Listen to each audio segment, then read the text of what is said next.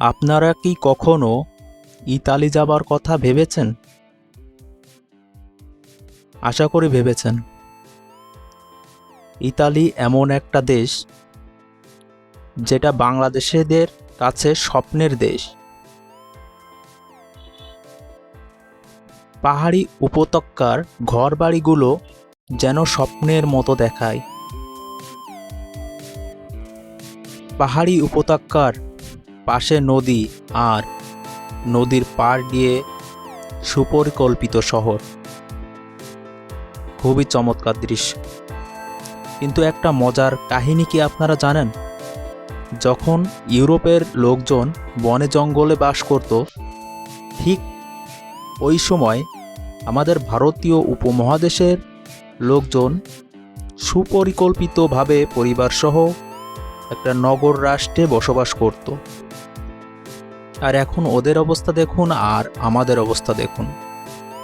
তবে ইতালিতে কৃষিকাজের জন্য প্রচুর জমি রয়েছে। এখানে মোটামুটি সকল ধরনের ফসলই চাষবাস করা হয়। আর ফসলের জমির মাঝখান দিয়ে আর একটার মজার কাহিনী কি জানেন? এখন বাংলাদেশের লোকজন যেমন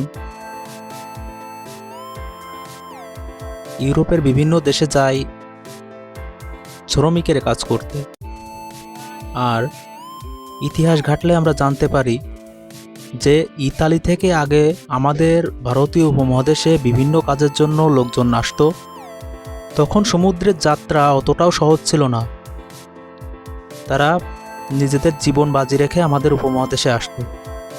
তবে এদেশের ঐতিহাসিক স্থাপনাগুলো আসলেই খুব চমৎকার।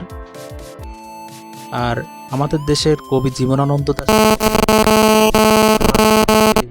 এই বাংলায়। ধন্যবাদ সবাইকে।